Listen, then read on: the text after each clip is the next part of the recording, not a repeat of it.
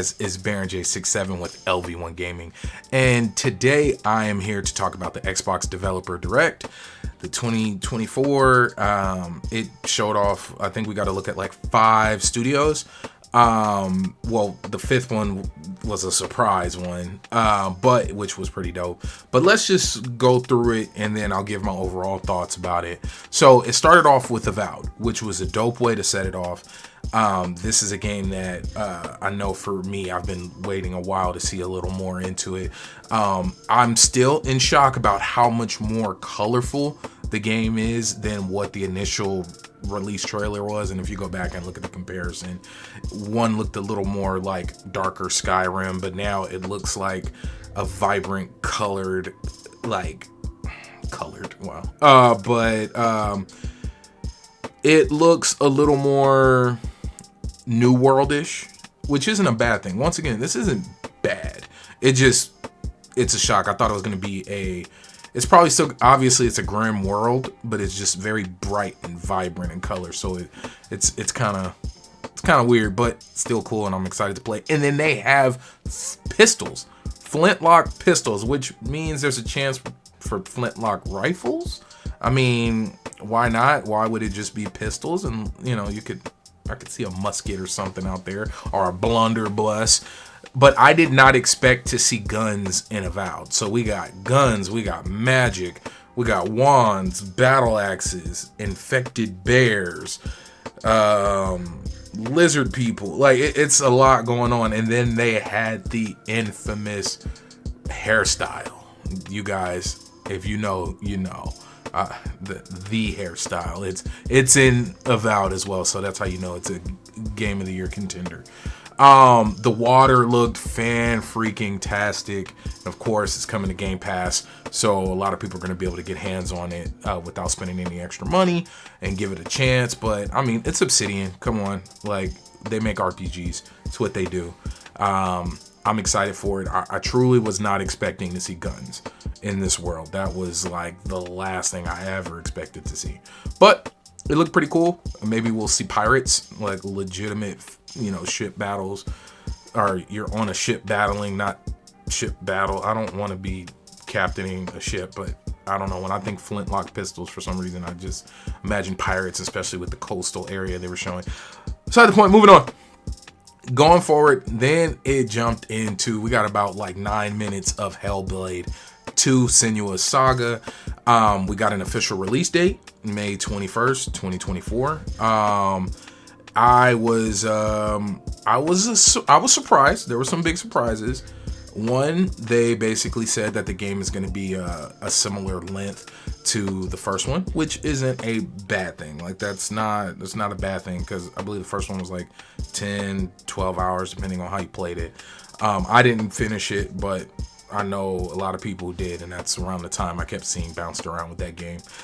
Then it's only going to be $49.99.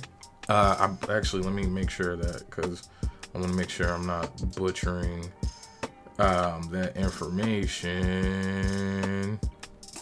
Yes, it's only going to be $49.99, which isn't, that's not bad at all. Like, that's pretty dope. And I hope we see a lot more games go that route. Like, if you're going to have a shorter game, put out a lower price range. One, it lowers the barrier to entry, so it offers more people a chance to play your game. And it's a shorter experience, so why not, right? But then on the other hand, there's no physical edition making its way at this point. From what they said, there's no physical edition. It's gonna be an all digital game.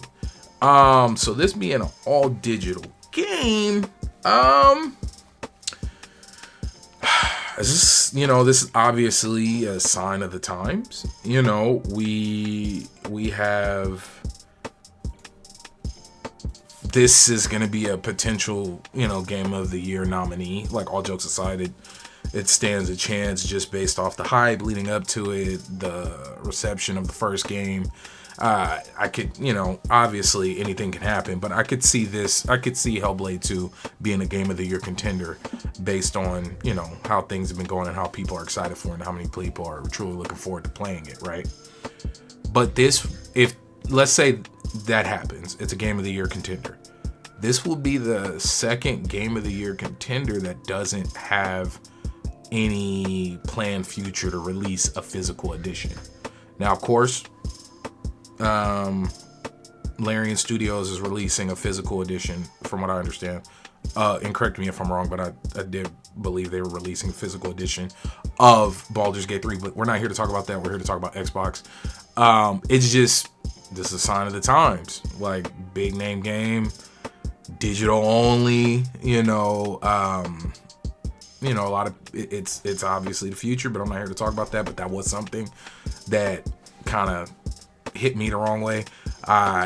Did I have plans on buying it? No, but I know a lot of people who still lean into the physical, and I know there's quite a few folks who aren't too happy about not being able to pick up a physical edition of Hellblade 2. Hopefully they come out with some collector's edition or something like that, but beside the point, we got a release date, we got a price point, and we got some description about how long the game's going to be.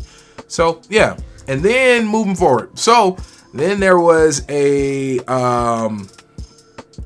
little like hiccup in the messaging, and all of a sudden Square Enix popped up, right? Like, that was the last thing I expected to see at the Xbox showcase, or the Xbox Developer Direct, was Square Enix. And no, it had nothing to do with Final Fantasy, but everything to do about the Mana series. So Visions of Mana is making its way to Xbox. I've never played any of the Mana games, but it has a giant wolf corgi lizard thing that you can ride, so I'm sold. It is not, from what I've seen in the what was shown during the showcase, it is not making its way to Game Pass, which means you're gonna have to go out and purchase it in order to play it. Hopefully they come out with a cool collector's physical edition, or just even like a dope physical edition with a booklet or something. Make me feel pretty buying my game, right? I miss those things. But yes, so I feel like this is gonna be a great tester for Square Enix to start bringing over a lot more of those games. I know when I seen Square Enix, my first thought was Final Fantasy. So when I didn't see Final Fantasy, it was kind of like, oh, it kind of hit me off guard, but it wasn't bad, and it looked really cool. The game looked fun.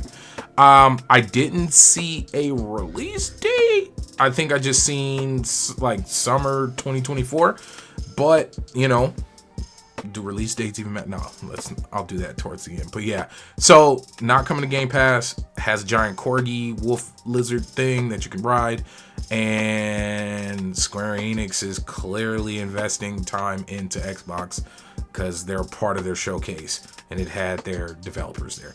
All right, so moving on. So we had Oxide Games show up, and they were showcasing Aura History Untold.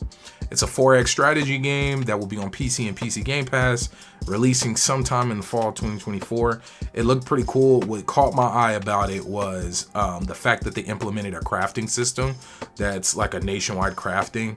And if you've played 4X strategy games, you got war, you have general trade, but this was like deep diving into a crafting system, which I'm a sucker for crafting systems. Don't ask, it's just one of my things.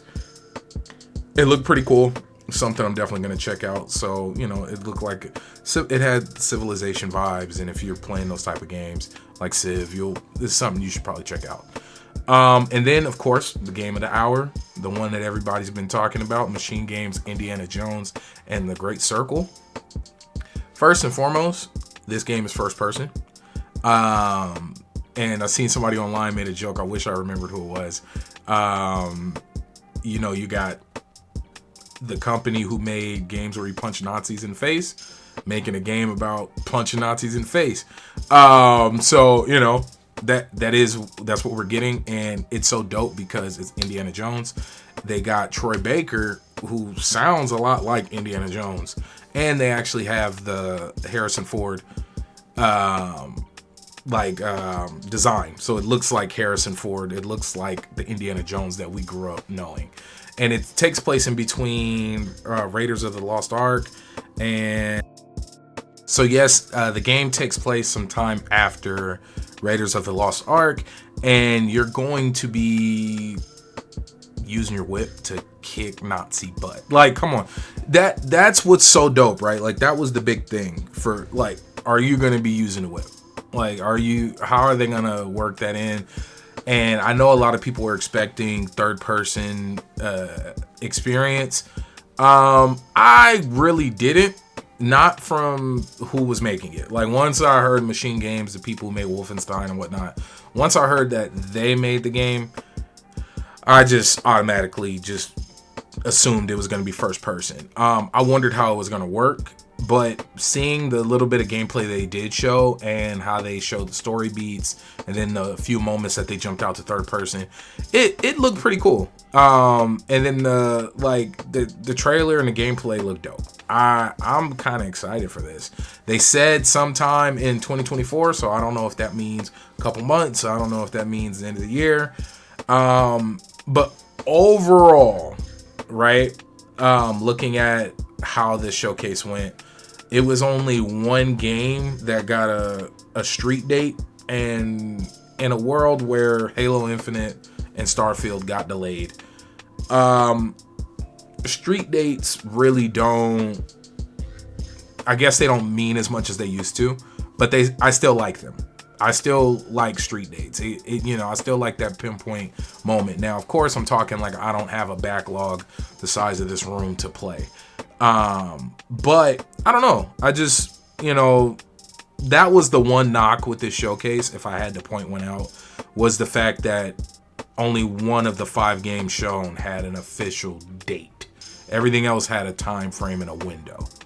Once again, I got plenty of games to play. If a game needs to be delayed, delay it. But, the whole vague release thing during a big showcase, it's a knock in my book. I don't personally like it, but it's not a horrible thing. Out of everything to complain about, picking that one thing out is just me finding something to complain about. All in all, it was a good showcase. It was around 45 minutes. It was just the right amount of time. It had good pacing.